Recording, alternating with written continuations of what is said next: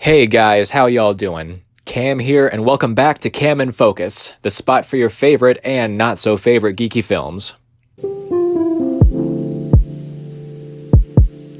So I'm trailing off of Star Wars for a bit to tackle some different material, and to talk to you about one of my favorite fantasy characters, Frodo Baggins. Played marvelously by Elijah Wood in the astoundingly wonderful Lord of the Rings trilogy, Frodo is a character that withstands more physical and psychological trauma than most fantasy characters written in recent years. I wanted to take this video to talk about a common question among casual and even some big fans of the franchise. Why did Frodo choose to leave Middle-earth after Return of the King? Without further ado, let's dive right in. Frodo Baggins, a hobbit of the Shire. At the end of Lord of the Rings, Frodo decides to leave Middle-earth. Why is that? The books go into some detail, but the films don't make it too explicit. The desire to return to the Shire was one of the few thoughts that kept Frodo going on his quest. So why, after journeying for over a year to save the Shire, was he no longer happy there?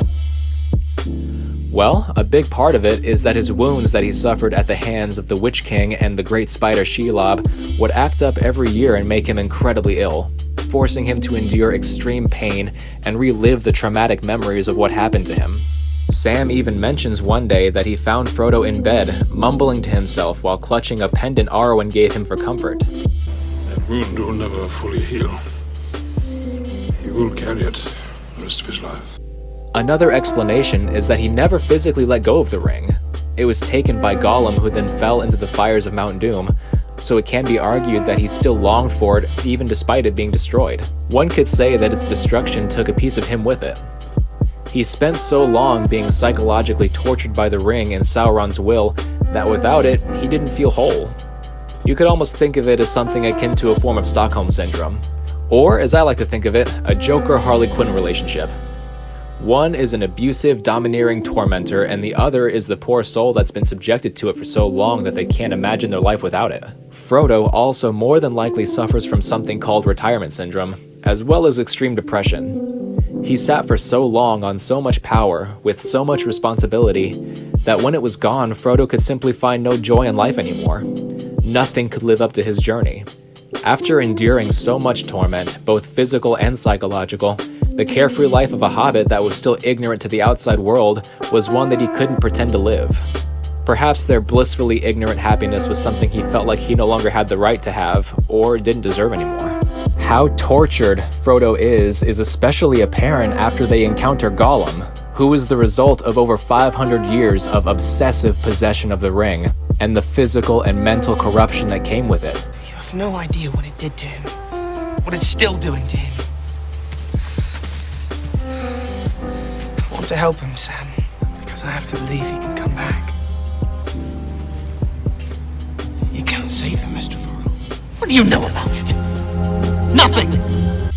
Frodo sees in Gollum a potential future for himself and what would happen if his quest fails and the ring gains more control over him. So his statement to Sam applies to more than just Gollum himself. And unfortunately, as Frodo comes to realize, he was right. After destroying the ring and finally returning to the Shire, Frodo does come to the realization that he can't come back. The ring and its influence will always be a part of him. The Shire is almost like a childlike wonderland, where knowledge of good and evil is limited, if not non-existent. Frodo's journey, in a sense, represents the emergence of that knowledge, and the new Frodo that's been quote-unquote awakened knows that he'll never derive meaning from trying to bury himself in a past that he can no longer return to. So he needs to look forward to a better place, or as an ascension to heaven. Yes, I know how that sounds, but the influence of Tolkien's Catholic upbringing tends to show in his works. There's a lot of material covering that elsewhere on the internet, so I won't go further into it. One could almost think of Frodo as a war veteran, suffering from post-traumatic stress disorder, who no longer feels at home when he's at home, and is stuck in a perpetual state of distress. In a lot of ways, he's still at war, struggling against his ailments and his torturous longing for the ring. Because of all this, Frodo chose to leave Middle-earth and sail to the Undying Lands with Gandalf, Galadriel, Celeborn, and Bilbo, in the hopes of healing and finally being able to rest, a privilege offered to him as a ring bearer. After so much struggle, hardship, pain, suffering, and torment, Frodo finally comes to know the peace he longed for. Well, that's all I got for you today, guys. I know that this is kind of a shorter video. It was a little difficult for me to articulate my thoughts into words as far as my script goes, so, hopefully you guys get the idea. But in the month of May, I'll be back to my Star Wars commentaries, and I've got something special planned for Episode 4, A New Hope. So stay tuned for that. This has been Cam in Focus, proud to be part of the Geek News Now network. Find us on Facebook and Twitter, links in the description below. Have a wonderful day.